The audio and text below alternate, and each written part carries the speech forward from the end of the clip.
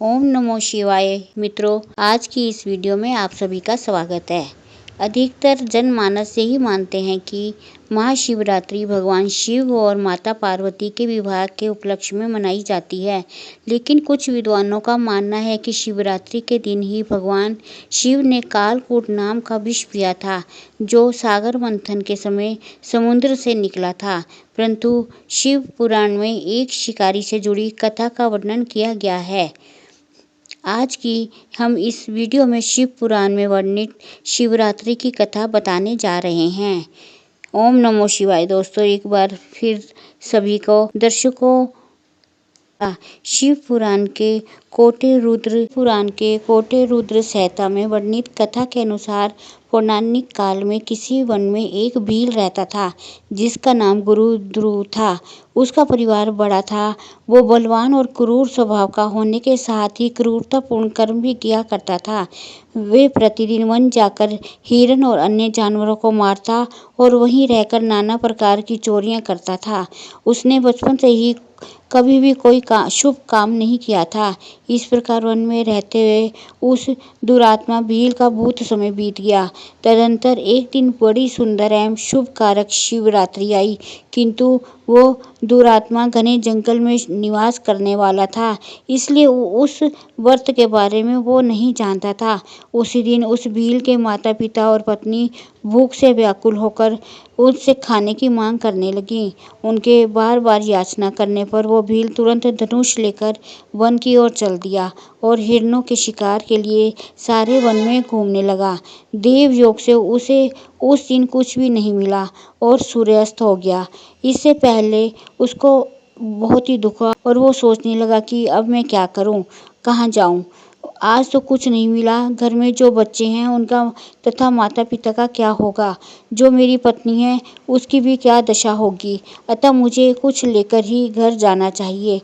ऐसा सोचकर व्याध यानी शिकारी एक जलाशय के समीप पहुंचा और वहां पानी में उतरने का घाट था।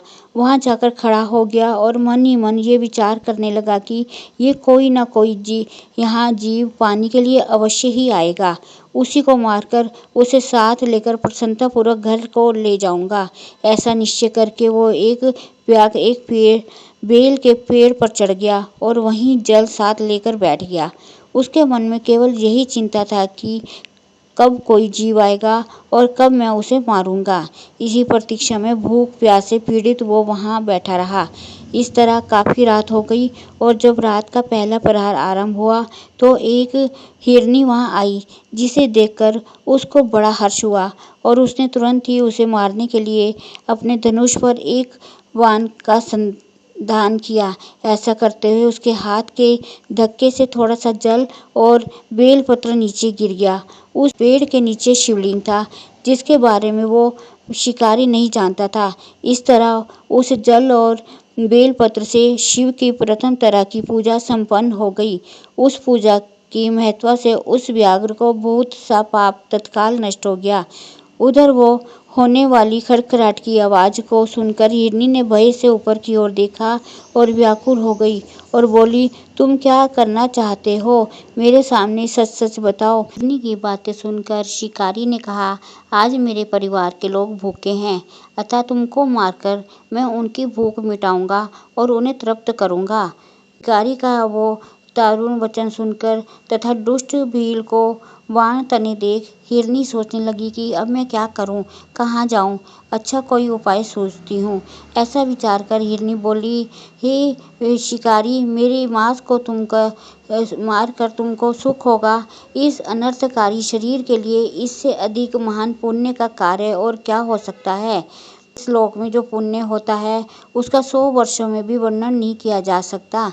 परंतु इस समय मेरी सब बच्चे मेरे आश्रम में हैं, मैं उन्हें अपनी बहन को अथवा स्वामी को सौंपकर लौट कर आ जाऊंगी। आज तुम मेरी इस बात को मिथ्या समझो, मैं फिर तुम्हारे पास लौट आऊंगी, क्योंकि सत्य से ही धरती टिकी हुई है, सत्य से ही समुद्र अपनी मर्यादा में स्थित है और सत्य से ही निर्जनों से जल की धाराएं गिरती रहती हैं। सत्य में ही सब कुछ स्थित है। हिरनी के ऐसा कहने पर जब नहीं मानी, तब उसने अत्यंत विस्मित एवं भयभीत होकर बोली, हे शिकारी सुनो, मैं तुम्हारे सामने ऐसी शपथ खाती हूँ जिससे पर जाने पर मैं अवश्य तुम्हारे पास लौट आऊंगी। ब्राह्मण यदि वेद बेचे और तीनों काल संध्या वंदन न करे तो उसे जो पाप लगता है, पति की आज्ञा का उल्लंघन करके स्वेच्छानुसार कार्य करने वाली स्त्री को जो पाप की प्राप्ति होती है, किए हुए उपकार को न मानने वाले, भगवान शंकर से विमुख रहने वाले तथा विश्वासघात और छल करने वाले लोगों को जो पाप लगता है, उसी पाप से मैं लिप्त हो जाऊं यदि लौट कर ना आऊं तो। इस तरह अनेक शपथ खाकर जब हिरनी चुपचाप खड़ी हो गई, तब उसमें उसे विश्वास हो गया। अच्छा, अब तुम अपने घर को जाओ। जब वो हिरनी बड़े हर्ष के साथ पानी पीकर अपने आश्रम मंडल में गई, इतने में ही रात का वो पहला प्रहर विवाह के जागते जागते ही बीत गया। तब उस हिरनी की बहन दूसरी हिरनी, जिसका पहली ने स्मरण किया था, उसी की राह में देखती हुई जल पीने के लिए वहां आ गई। उसे देखकर भील ने स्वयं बाण को से खींचा। ऐसा करते समय पुनः पहले की भांति भगवान शिव के ऊपर जल और बेलपत्र गिरे। उसके द्वारा महात्मा शंभु की दूसरे प्रहर की पूजा संपन्न हो गई। यद्यपि वो प्रसंग वंशी हुई थी, तो भी शिकारी के लिए सुखदायिनी हो गई। हिरनी ने उसे बाण खींचते हुए देखा, पूछा, ये क्या कर रहे हो? शिकारी ने पूर्व उत्तर दिया, मैं अपने भूख कुटुंब को तृप्त करने के लिए तुझे मारूंगा।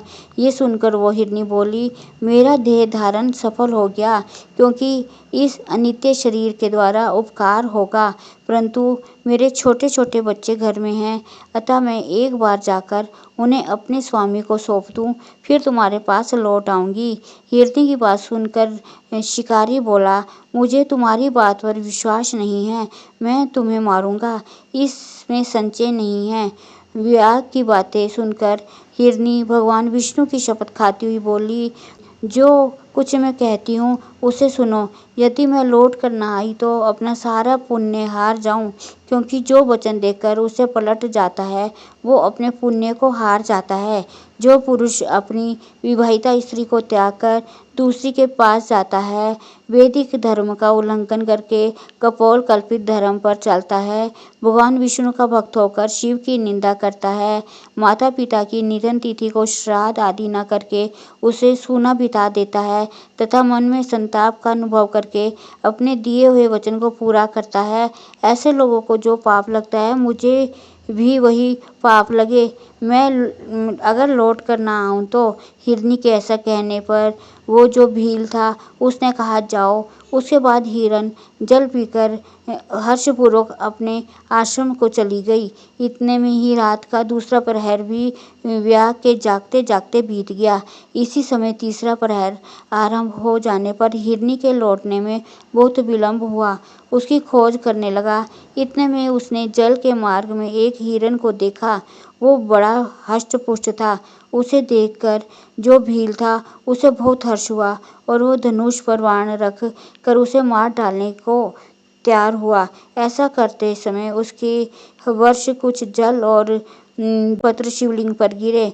उसके सौभाग्य से भगवान शिव की तीसरी की पूजा भी संपन्न हो गई। इस तरह भगवान ने उस पर अपनी दया दिखाई। पत्तों के गिरने की आवाज़ सुनकर उस हिरन ने उस भील की ओर देखा और पूछा, क्या करते हो? भील ने उत्तर दिया, मैं अपने कुटुंब को भोजन देने के लिए तुम्हारा वध करूंगा। भील की बात सुनकर हिरन के मन में बड़ा हर्ष हुआ और तुरंत ही बोला, मैं धन्य हूँ, मेरा हष्ट-पुष्ट शरीर होना सफल हो गया, क्योंकि मेरे शरीर से आप लोगों को तृप्ति होगी। जिसका शरीर परोपकार के काम में नहीं आता, उसका सब कुछ व्यर्थ चला जाता है। जो सामर्थ्य रहते हुए भी किसी का उपकार नहीं करता, उसकी भी वही सामर्थ्य व्यर्थ ही चली जाती है तथा वो परलोक में नरकगामी होता है। परंतु एक बार मुझे जाने दो, मैं अपने बालकों को उनकी माता के हाथ में सौंप कर और उन सबको धीरज बांधकर यहाँ लौट आऊँगा। उसके ऐसा करने पर भील मन ही मन बड़ा विस्मित हुआ। उसका हृदय कुछ शुद्ध हो गया था और उसके सारे पाप भी नष्ट हो चुके थे। उसने हिरण से कहा, जो यहाँ आए वे सब तुम्हारी तरह बातें बनाकर चले गए, परंतु वे अभी तक यहाँ नहीं लौटे। हिरण, तुम भी इस समय संकट में हो, इसलिए झूठ बोलकर चले जाओ, फिर आज मेरा जीवन निर्वाह कैसे होगा। वे बातें सुनकर हिरण बोल, भील, मैं जो कुछ कहता हूँ उसे सुनो। मुझ में असत्य नहीं है। सारा चराचर ब्रह्मांड सत्य ही टिका हुआ है। जिसकी वाणी झूठी होती है उसका पुण्य उसी क्षण नष्ट हो जाता है। तथापि व्याध, तुम मेरी सच्ची प्रतिज्ञा सुनो। संध्या काल में तथा शिवरात्रि के दिन भोजन करने से जो पाप लगता है, झूठी गवाही देने से, धरोहर को हड़प लेने से तथा संध्या न करने से द्विज को जो पाप होता है, वही पाप मुझे भी लगे यदि मैं लौट कर न आऊं। जिसके मुख में कभी शिव का नाम नहीं निकलता, जो सामर्थ्य रहते हुए भी दूसरों को उपकार नहीं करता, पर्व के दिन श्रीफल तौलता करता तथा शिव की पूजा के बिना और भस्म लगाए बिना भोजन कर लेता है, इन सब का पातक मुझे लगे यदि मैं लौट कर न आऊं। उसकी बात सुनकर भील ने कहा, जाओ, शीघ्र लौटना। भील के ऐसा कहने पर हिरण पानी पीकर चला गया। वे सब अपने आश्रम पर मिले। तीनों ही प्रतिज्ञाबद्ध हो चुके थे। आपस में एक दूसरे के वृत्तांत को भली भांति सुनकर सत्य के पाश से बंधे हुए उन सब ने यही निश्चय किया कि वो अवश्य जाना चाहिए। इस निश्चय के बाद वहां बालकों को आश्वासन देकर वे सब के सब जानने के लिए उत्सुक हो गए। उस समय जेठी हिरनी ने अपने स्वामी से कहा, स्वामिनी, आपके बिना यहाँ बालक कैसे रहेंगे। प्रभु, मैंने ही यहाँ पहले जाकर प्रतिज्ञा की है, इसलिए केवल मुझको जाना चाहिए। यही उसकी ये बात सुनकर छोटी हिरनी बोली, बहन, मैं तुम्हारी सेविका हूँ, इसलिए आज से उस शिकारी के पास मैं जाती हूँ, तुम यहीं रहो। ये सुनकर हिरण बोले, मैं भी वहाँ जाता हूँ, तुम दोनों यहाँ रहो, क्योंकि बच्चों की रक्षा माता से ही होती है। स्वामी की ये बात सुनकर दोनों ही बोली, प्रभु, पति के बिना इस जीवन को धिक्कार है। तुम उन सब से अपने बच्चों को सांत्वना देकर उन्हें पड़ोसियों के हाथ में सौंप दिया और स्वयं शीघ्र ही उस स्थान को प्रस्थान किया जहाँ वो शिकारी बैठा था। शिरोमणि उनकी प्रतीक्षा में बैठा था। उन्हें जाते देख उनके सब बच्चे पीछे पीछे चले गए। उन्होंने ये निश्चय किया कि माता पिता की जो गति होगी वही हमारी भी हो। उन सबको एक साथ आया जब वहाँ वो शिकारी ने देखा तो उसने धनुष पर बाण रखा। उस समय वो जल और बेलपत्र शिव के ऊपर गिरे। जो शिवलिंग नीचे था वो इसके शिव के चौथे प्रहर की पूजा भी संपन्न हो गई। उसमें वो शिकारी का सारा पाप तत्काल ही भस्म हो गया। इतने में ही दोनों हिरनियों और हिरण बोल उठे कि हे शिरोमणि, शीघ्र आप हमें हमारे शरीर को सार्थक करो। उनकी ये बात सुनकर वो शिकारी को बड़ा विस्मय हुआ। शिव पूजा के प्रभाव से उसको दुर्लभ ज्ञान की प्राप्ति हो गई थी। उसने सोचा, ये हिरण ज्ञानहीन पशु होने पर भी धन्य हैं, जो ज्ञानहीन होकर भी अपने शरीर से परोपकार करना चाहते हैं। लेकिन धिक्कार है मेरे जीवन को कि मैं अनेक प्रकार के कुकृत्यों से अपने परिवार का पालन करता रहा हूँ। अब उसने अपने बाण रोक लिया तथा हिरणों से कहा कि ये तुम सब धन्य हो, तुम वापिस जाओ। उसके ऐसा कहने पर भगवान शंकर प्रसन्न हुए और तत्काल उसे अपने दिव्य स्वरूप का दर्शन दिया तथा उसे सुख समृद्धि का वरदान देकर वो दान दिया। और जिसके साथ भगवान राम ने मित्रता की थी कि यही कथा यहीं समाप्त होती है।